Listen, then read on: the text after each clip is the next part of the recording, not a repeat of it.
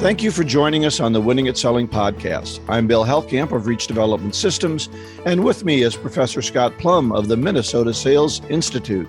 Everything that has a beginning has an ending. Sometimes you pick the timing, sometimes somebody else makes the decision. This axiom goes for your home, job, work, and the people you meet on life's journey. Keep in mind, you always have options. The question is, what's the best option? Let's explore all of life's options as Bill and I discuss the Great Resignation on episode 519 of the Winning at Selling podcast.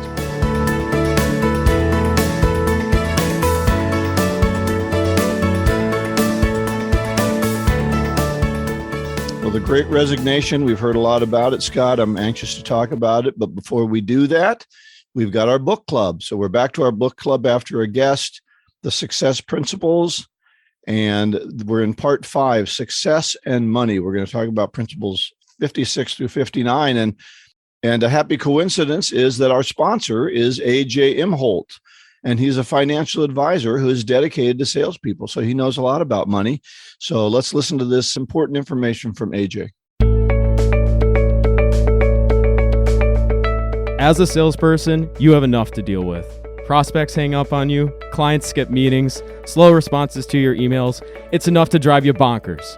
Fortunately, you can take control of your financial future. Your time is at a premium, and you want to focus on finding new clients and growing the customers you already have. So it's best to work with someone who takes the time to build an understanding of what you have on your plate. I'm AJ Imholt of Fortune Financial, and this is where I come in. As a financial advisor dedicated to salespeople, my goal is to help manage your portfolio so you can focus on what matters. Then, I'll take care of the boring details while you go out and crush your numbers. You can schedule a time to chat with me using the bookings link in the show notes. Good luck out there, and I'm looking forward to hearing from you. A.J. Imholt is a registered representative and investment advisor representative of Security and Financial Services, Inc. Securities and investment advisory services offered through Security and Financial Services, Inc., member FINRA SIPC. Northstar Resource Group is independently owned and operated. Fortune Financial is affiliated with Northstar Resource Group and is independently owned and operated. All right. So if you want to learn more about what you can do with your money, contact A.J. Imholt, and you can do that on the Winning at Selling page. This topic, I mean, everything in here is a reason to talk to AJ. And I went through these chapters and I'm like, yeah, I wish I would have known that when I was younger. I wish I would have started that when I was younger. I forgot to save $1 million somewhere along the line. I mean, and I just think about it, and it just boils down to, on what side of compound interest do you want to be on? That's right. It was the question that really came out of these chapters. And if you own a house, you're on the wrong side. If you're buying a house and with the new interest rates, you might be on the wrong side of that. Yeah. Well, I mean, investing, you can be on the right side of compound interest. Credit card debt, you're on the wrong side of compound interest. Right. But the important part is to just save money while you're young, and it just keeps building and building and building. I think there's some examples in these chapters. Well, let's talk about that, because I want you to lead off on chapter 56 here, develop a positive money consciousness, because he talks about your limiting beliefs about money. And I know that's a favorite topic of yours. So, we only have about 12 minutes for this segment, Scott. So I don't want you to, I don't want you to go on a 15-minute rant. You mean just this chapter? We have 12 minutes? No, Scott. Oh, okay. Scott. All right. Because I can carry on when it comes to beliefs. And there's 3 beliefs when it comes to money. Money is scarce, or money is plentiful, but the most popular belief that salespeople have, or any human being really even outside of sales, is it's not polite to talk about money. And we need to talk about money. I think salespeople need to talk about money with prospects, and salespeople need to feel comfortable with the relationship with money. And I always ask a salesperson when I start working with them, what is a lot of money? And they'll say, wow, $100 is a lot of money. And they're bringing their lunch to work and they're selling $100,000 computer systems. We have a cognitive dissonance as to what is a lot of money. And if you think $100,000 is a lot of money and that's what you sell, or you think $100 is a lot of money and you're selling a $100,000 deal, right? We've got a little mismatch here. Right. Because you always feel you're going to be overpriced. Right. You know, it's really funny, all the sayings we have about money that are wrong. Even the Bible is misquoted. Money is the root of all evil, right? And that's not what it said. It says the love of money is the root of all evil. If we just love money for itself. Money doesn't make you happy, Scott, but that's assuming that being broke does make you happy. Well, it's what the money does that makes you happy. That's right. Well, people say, well, money doesn't make you happy. They're assuming that being broke makes you happy. I haven't met a lot of broke, happy people. Some of them, if you want to be a hermit and live in a cave, but I think we need to watch out for that. What are some of your money beliefs that you grew up with? I was brought up with the scarcity mentality and come from, just a very poor upbringing. And I remember, mom passing out napkins and tearing them in half and we'd have to share them with the siblings. And yeah, she'd buy a gallon of chocolate milk, but she would dilute it with 3 other gallons of chocolate milk. And the soup out of the can would not be just one can of water, it'd be 2 cans of water to dilute the soup. I mean, that was my upbringing. And that carries on to me as an adult at 56 years old, that I have somewhat of a scarcity mentality, and that's not prosperous. That's a different mindset. And I worry on being overly frugal when in reality, there's more opportunities out there that I can ever convert into a very fruitful lifestyle. But it takes a conscious decision to do that. I think I grew up with some of the same things. My dad was always, watching the pennies. We had 5 kids and we were always conscious until maybe I got into high school that we were broke all the time. And I think I pass that on. I worry that I pass that on to my kids. I'm proud of being frugal. I'm proud of not spending, but at the same time, my kids would go on dates and their dates had never heard of the dollar menu at Taco Bell. Yeah. And that's all they had ever shopped off of was the dollar menu. It's like, you don't go buy the $7 meal, you buy 3 things off the dollar menu. And so I think even little things like that, we have to be careful of. I can remember a guy that I knew 40 years ago, and he said, money, I see money just kind of passing by all the time, and you just have to pluck it off the line. Oh. And I think I thought he was crazy at the time, but I think he probably had a better money consciousness for becoming wealthy than I did. Mm-hmm. And I think you're moving on to the next chapter, chapter 57. You get what you focus on. Right. And I started this chapter and I wrote on the margins, I disagree. Money is not the answer to happiness. Too often people really pursue money as the source of happiness. Anything that you focus on can be your source of happiness. It doesn't have to be money. It could be time with your family. We don't know where people are in their career and their life and what their focus is and what their priorities are. But it's true that whatever you focus on, you end up attracting or you end up seeking to fulfill a certain gap in your life, whether it's happiness as a secular pursuit or joy, which is more of a sacred pursuit. And I think we should all be focused on joy, which is more sacred, than happiness, which is secular. I think what he's saying, though, is that if you decide you want to be wealthy, it's not going to happen by accident. True. It's not going to happen just because you want it. You have to decide to become wealthy and then put in a plan that's going to get you there. But I think you're right. Don't assume that getting there will then mean you're happy or that you're joyful. I think we're going to talk about the Great Resignation later. And I think a big reason for that is people don't like the work-life balance that they found themselves in, or they found themselves in a new work-life balance as a result of COVID. And now they want a different lifestyle and they don't want to go back to the everyday grind of work. I don't know if they're more productive or not at home, but I do know that they enjoy that more. So anyway, I think we need to set goals and work toward them. If some of those are money goals, I think that's good. But don't let that become your overriding issue. But the first you need to understand, here I am, here's where I am financially right now, and here's where I want to be, and how am I going to get there? And the one thing a very wealthy friend of mine told me, this is America. If you get wealthy and you don't like it, you can always go back. Yeah. And I think that's important to remember. If you don't like being wealthy, if you enjoyed being broke more, then go back, because you can always get another car loan. And it works on physical fitness too. If you want to get in shape, you want to lose weight. I mean, I have a mentality that I want to get up in the morning and weigh myself and hope that I've lost weight, but I didn't do anything different yesterday to lose weight. I mean, I just expect the scale to change. Right. And it just doesn't work that way. I ate more because I thought about not eating. So that was my trouble. But it's not just money. It's also physical fitness. It's also family life. You see too many families being destroyed because of people overly committing to their career and spending too much time away from the kids, and the the kids forget what the parents' names are after a while. Right. And we need to be able to, keep that in mind too. What are we going to focus on? What are our priorities? And I think we've seen the life wheel. Brian Tracy's done, a program on the life wheel, and it's like breaking the wheel up into 8 sections.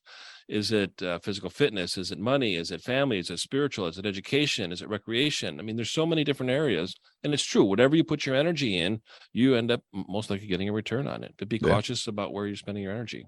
All right, let's go on to chapter 58. Pay yourself first. It does not mean pay yourself expenses, rent and food first, but you take 10% out and you save it. And that money cannot be used to buy a house later on. It's not your car fund. It's your retirement fund. It's your future wealth. And I think I was taught that. I didn't always do it. I didn't always have the funds I felt to do it. And it put me behind in some cases. I think this is especially important for salespeople to think about this, because your dollars go up and down. And not only do you need to have that 10% that you're putting away, but if you have your bonus check, you better put another 20 or 30% away to ride the times where your bonus isn't as high. And you've got to cover those expenses so you can still put that 10% in when you get it. But you've got some cushion there, $30,000 or $40,000 in a fund that you can spend on your rent and your food and your house and your car and all those other things. Yeah. And if companies are offering matching funds, get into matching funds with your Oh, 401k. Double your money right away. Yeah. Just grab it and be as aggressive as you possibly can and have it sucked out before you even see the money. And it's amazing what will happen with that money behind the scenes. And depending on where the market is, and it's in great fluctuation right now, I mean, it could be a great time to buy. And who knows? I mean, I'm not a financial planner on that area, but AJ is. So you talk to AJ. He'll help you do that. He'll tell you. You follow his lead. All right. Listen, number 59, because we're getting out of time here. Master the spending game, and I think this is tied into that pay yourself first. You just can't get ahead if you spend everything that you make. And salespeople, again, need to be more aware of this than anybody. If your bonuses or your commissions bounce up and down, when you get that big commission check, you can't go out and spend every cent of it. You've got to save some of it for those times when your commission check's a little short. Yeah, totally agree. And that's a decision that you have to make and follow through and commit to that decision, and don't get distracted. Sometimes people come into our lives and we get distracted as to what are our priorities, what are our financial goals in the future. And as individuals and destiny is up to us, we need to be able to control that and stick to our goals. Yeah. Let me give you a great example from my own life. So in 1983, I was working for a company and I got a good annual bonus, and I had wanted a Datsun 280ZX for many years. And this bonus was going to cover it. It's over $13,000. So my future wife and I went down to Kansas City. We were living in Des Moines at the time, and there wasn't a Datsun dealer. So we drove down to Kansas City and we spent $13,000 on a brand new Datsun 280ZX, which I still have. And I really like that car. But I did a little experiment yesterday as I was thinking about this. If I had taken that $13,000 and invested it in 1983, Scott, if I had just put it into the S&P or the Dow, it'd be worth $350,000. Wow. If I'd put it into the NASDAQ, it'd be worth $750,000. Wow. But I do have a car worth about $6,000. Oh. And the funny thing, even though I like that car, I remember when I bought it, I was so worried about it all the time. Is it going to get scratched? Is it going to get dented? Is it going to? So I knew I had bought over my head because I worried too much about the item. And even though it's a classic car now, 40 years old almost, it's still not worth that much money. Yeah. So what would I have done? I could have retired with another $750,000 or $500,000 in the bank. Now that's saying that I would have not touched it. Sure. Right. Too, which I couldn't help myself in a lot of those areas as well. So anyway, I think this master the spending game, a friend of mine who's a financial guy, he says, don't buy nonsense. Going out and buying nonsense. And I think that's how he starts the chapter out.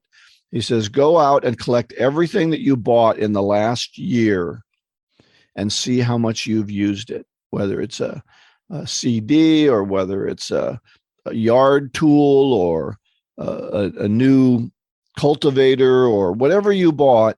See if you really spent that much time using it, or you just have more stuff loading around in your house. And we have way too much stuff. And I would bet if we would quit spending on nonsense for most of us, we could find that 10% to go into savings. Wow. What a great story, Bill. I mean, if I was in that situation, I'd have a $6,000 car and an empty bottle of Glenlivet in the trash. That's about where I would have found my peace. Unfortunately, not a good habit.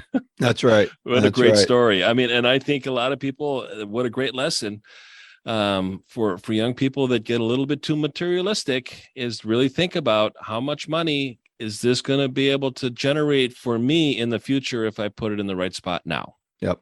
And you just really don't need that Mercedes that you lease. Yeah. Anyway, master the spending game. So the challenge here, Scott, that I see as we wrap up here is if we look at chapter 1, have a positive money consciousness, which we worry about being too frugal or being too worried about not having enough money, that we can't make money. But now I have to master the spending game, which seems to me that I have to learn how to be frugal to do that. So be careful of those two things being in conflict with each other. That was something that I noticed. Wow. Yeah. And over time, I think you need to be confident in the decisions that you make and know that you're investing your money wisely and spending it wisely, and you're the judge of that confidence, and this is the right decision to make. Yeah, you bet.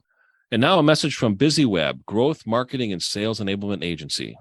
This is Dave Meyer with BusyWeb, proud supporter of the Winning at Selling podcast. BusyWeb is a growth marketing and sales enablement agency in Minneapolis. Each week, I'm bringing you buzz tips customized for sales pros to help you land more deals. If you need help driving leads to your biz, check us out at busyweb.com. That's BIZZYWEB. This week's tip, know your buyer's journey.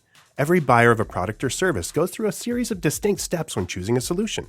The 3 stages that sales needs to be prepared for are awareness, consideration, and decision. In awareness, the buyer realizes they have a problem. In consideration, the buyer defines that problem and researches options to solve it.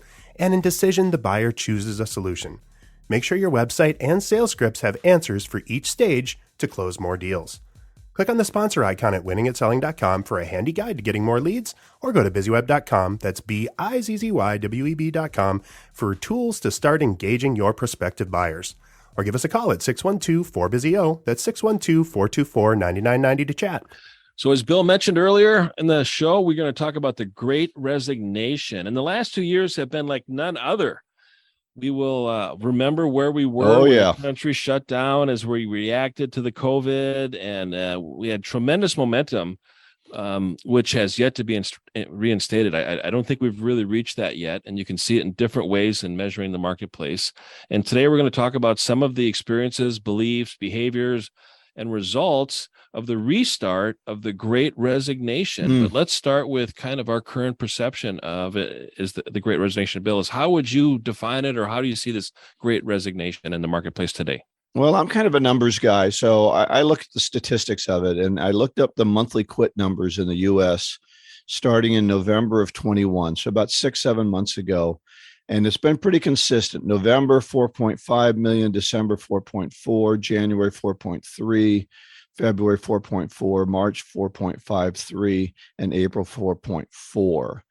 And I compared it to 2019 before COVID.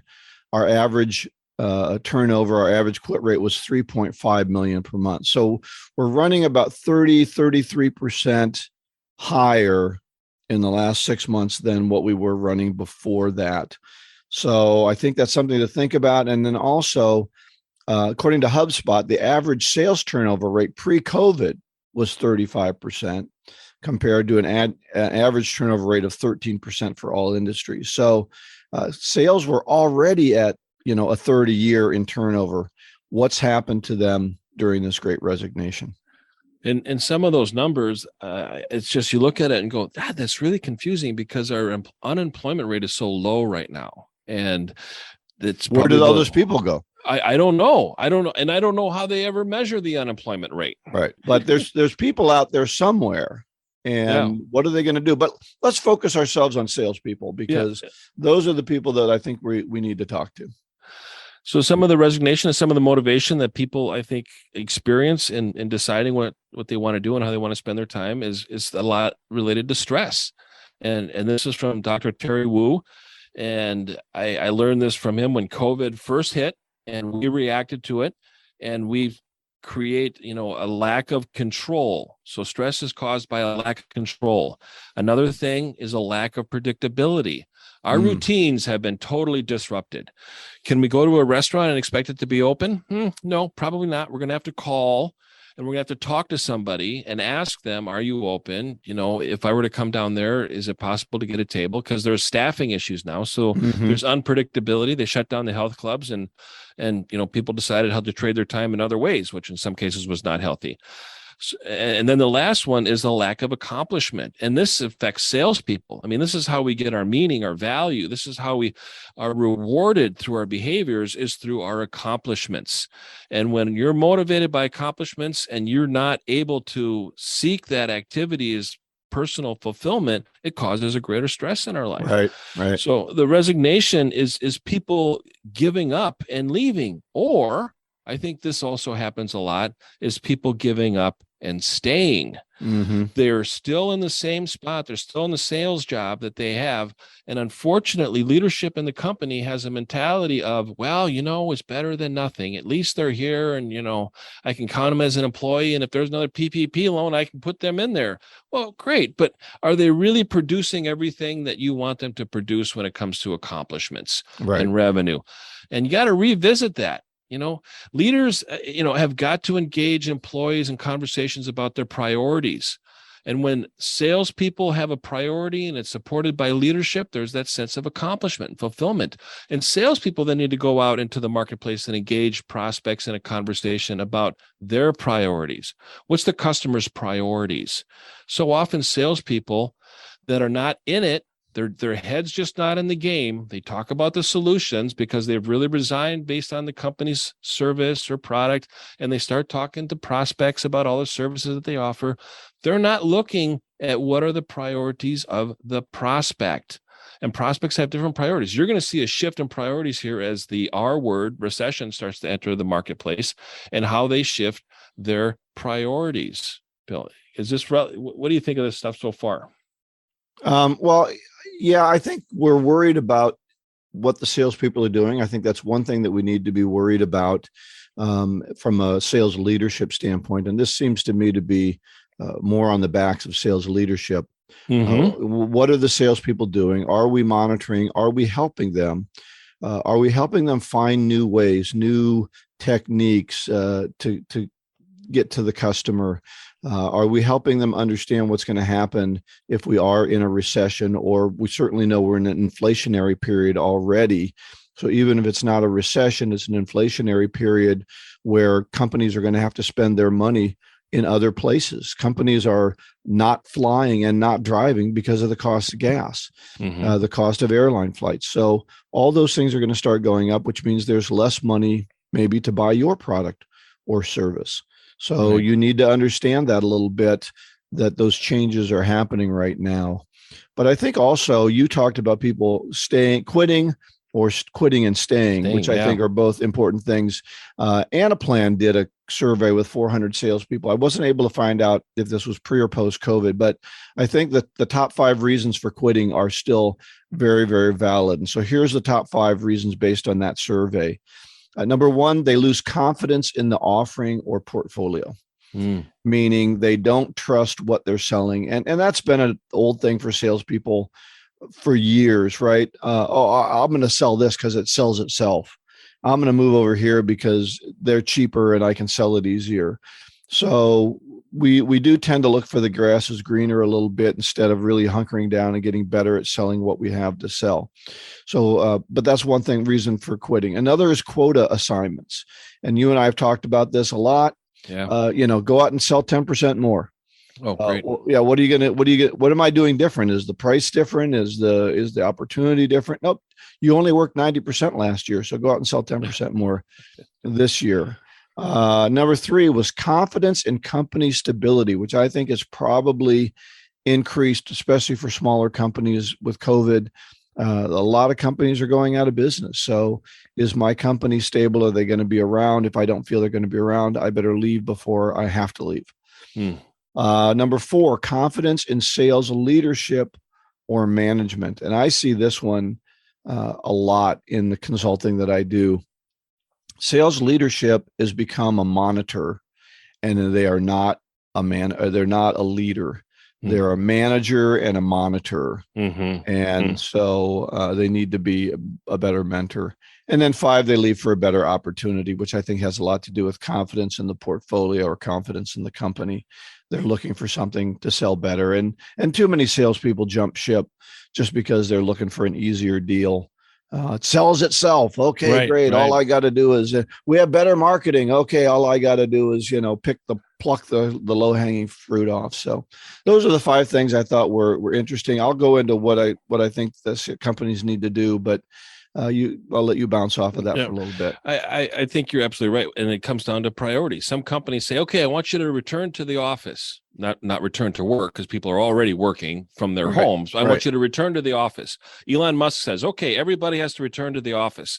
And people are going, I don't know, man. I like working at home. I like being able to watch, TV during lunch. And I like not having an hour commute each way. Oh, think about the money that they save. That's right. I mean, and so their priorities change, and they go, I don't want to come into the office anymore. I want to work from home. So I'll switch companies. I'll switch jobs.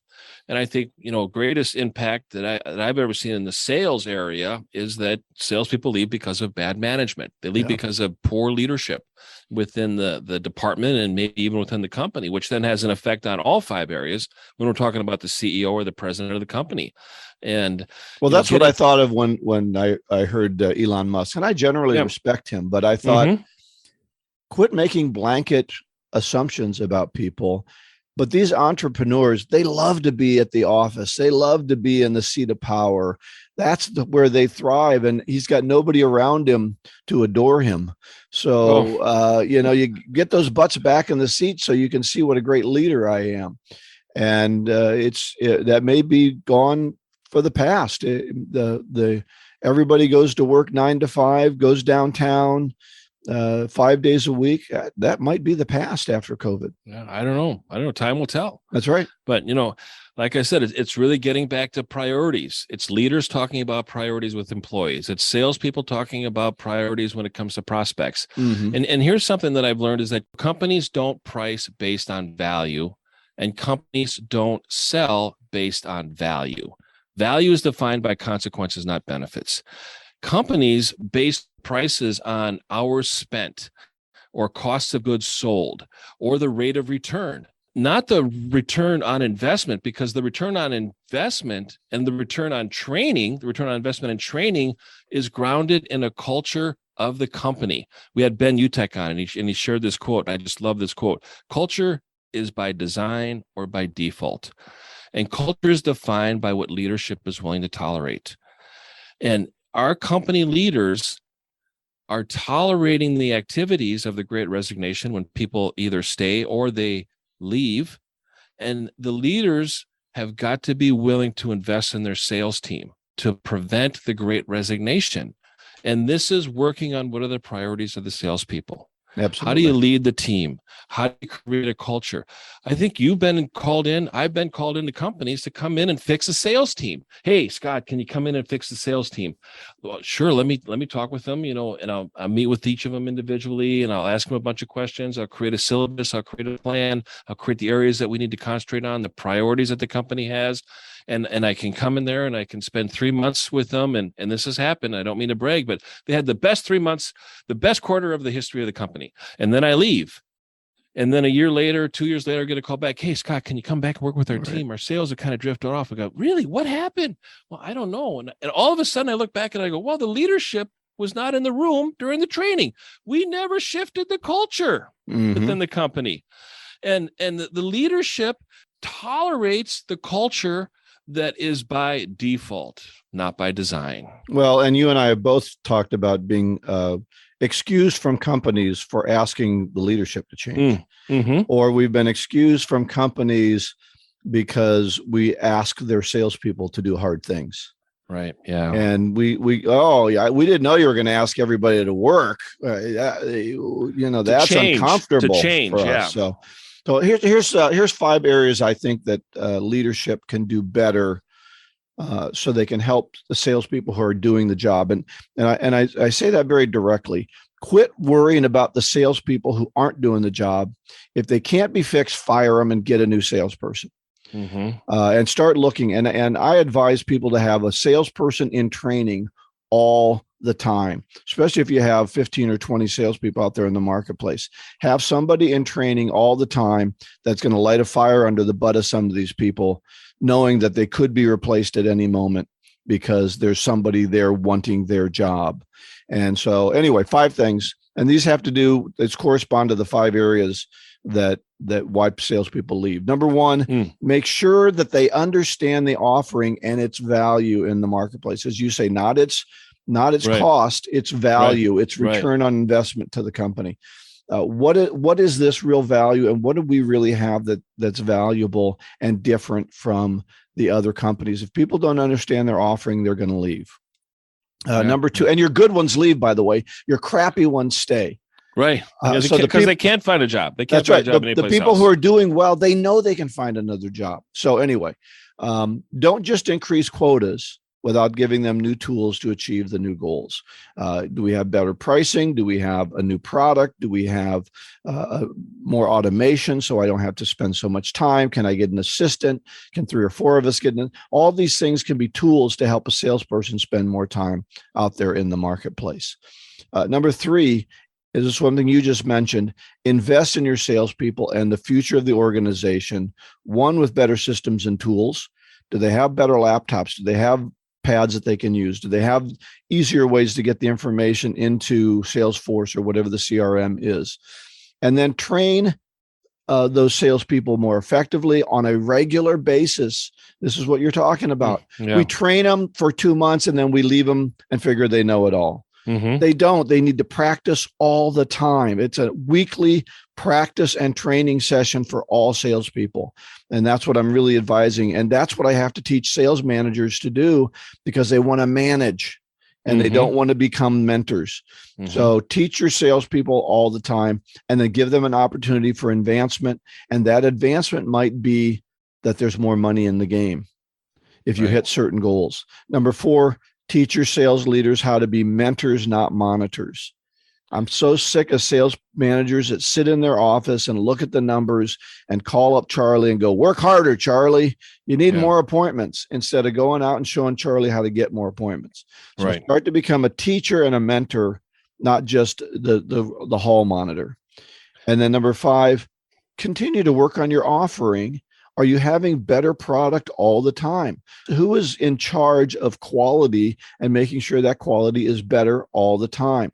And how you support the sales team to win new business and make more money is with better offering.